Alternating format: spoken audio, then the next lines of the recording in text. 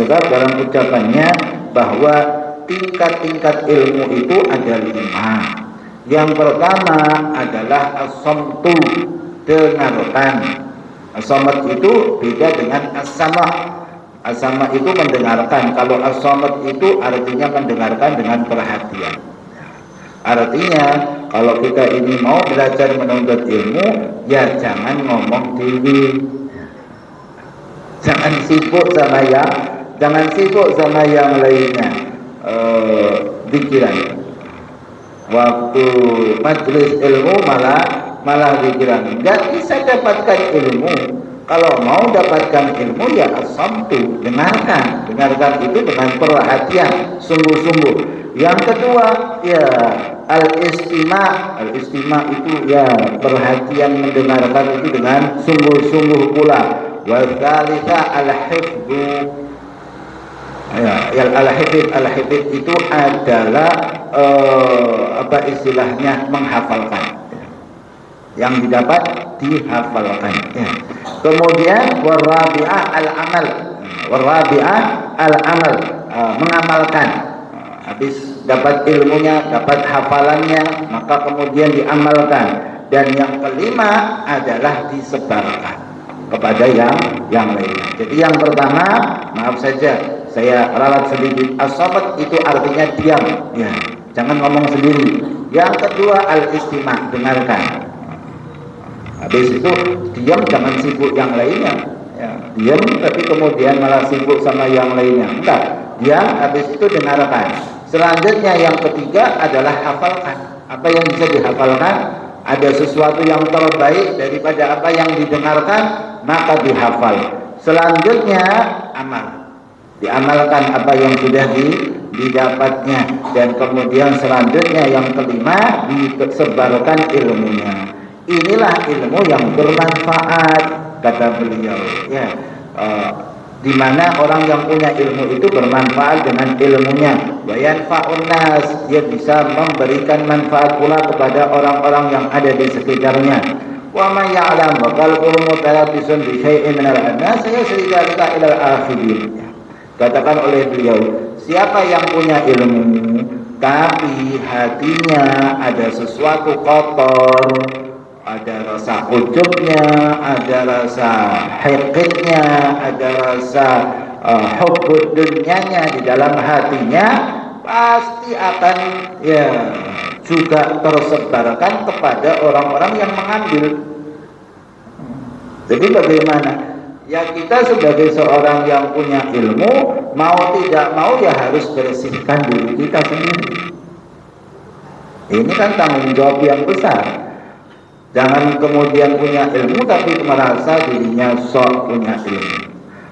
Punya ilmu tapi nyalahkan orang-orang lain. Punya ilmu, ada majelis ilmu yang pegang mic-nya, dai-nya caci maki orang.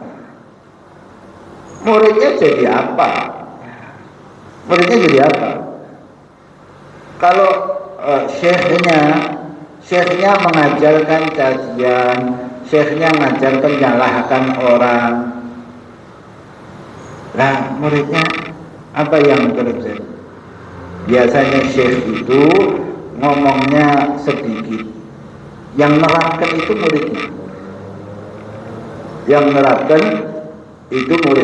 Muridnya itu langkahnya lebih apa ya, boleh saya katakan lebih serampangan daripada syekhnya. Sehingga kalau syekhnya saja, gurunya, ustadznya suka caci maki, muridnya jadi apa nanti? Kata-katanya seperti apa yang akan muncul dari murid-muridnya yang sengaja ini? Isinya majelis taklimnya mengkafirkan orang, musyrikan orang. Anda bisa bayangkan muridnya, santrinya jadi kayak apa?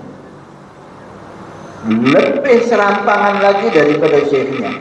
Syekhnya itu mungkin kasih ketentuan. Maka tidak boleh menjadi syekh, menjadi guru, menjadi ustadz kecuali jaga ucapannya. Tidak boleh caci maki orang, tidak boleh, walaupun yang lain salah. tetap tidak boleh seorang syekh menampakkan itu kepada murid, khawatirnya ditiru, bahkan lebih daripada menirunya itu lebih banyak, lebih besar, sehingga akan ilmu itu akan terserap kepada mereka dengan kotor-kotor yang dia sampaikan kepada orang-orang murid-muridnya. Nasallallahu salamah, kita mengharapkan keselamatan, ya. Wal ilmu yahtifu bil amal. Ilmu itu minta diamalkan. Fa in ajabahu wa ilal tahal. Kalau dia sambut panggilan ilmu untuk amal, maka dia amalkan. Wa ilal tahal. Kalau enggak, ya hilang ilmunya. Ilmu enggak diamalkan, hilang. Maka para salaf kita itu ngamalkan setiap apa saja yang didapat. Dan itu hal-hal yang sederhana. Wujudnya gimana, diamalkan. Sunnah-sunnahnya bagaimana, diamalkan. Kalau enggak, nanti ditanya sunnahnya apa, enggak paham. Enggak tahu ya, kurang lebih lah, tambah sendiri saja. Enggak bisa kok tambah sendiri. Diamalkan apa saja yang didapat daripada ilmu. Masuk rumah baca ini, keluar rumah baca ini, itu diamalkan. Zikir-zikirnya, pakai bajunya, semuanya, makan minumnya diamalkan, sehingga kemudian membekas dan tidak akan terlupakan ilmu tersebut. Tapi kalau tidak diamalkan, hilang sudah, ya. Itulah thariqah para salaf kita, jalan yang ditempuh oleh orang-orang para salaf kita. Wal amal laisa indahum taqallub, ya. Mereka para salaf kita ini punya ilmu, punya amal, tapi tidak memaksakan diri. Enggak pernah mereka itu memaksakan diri dalam jalan mereka menuju kepada Allah Subhanahu wa taala. Enggak pernah ada cerita pada mereka orang-orang terdahulu sampai harus salat di atas satu kaki, maksakan diri dalam ibadah, enggak. Atau dia mengikatkan dirinya, nggak pernah mereka lakukan yang semacam itu, ya. Nggak pernah mereka contohkan kepada orang lain untuk punya jalan seperti itu, ya. Dalam satu riwayat kan disebutkan Rasulullah SAW masuk ke dalam masjid, ternyata didapati ada tali di atas, ya. Di atas antara tiang-tiang itu ada tali. Rasul tanya, ini tali apa? Oh, ini talinya istri kami, Zainab. Sayyidatuna Zainab itu kalau sholat merasa lelah, pegangan, ya. Mau jatuh sholat malamnya, maka pegangan dengan tali. Kata Rasul, lepas, ya. Kalian itu hendaknya sholat semampu kalian. Kalau sudah lelah, tidur.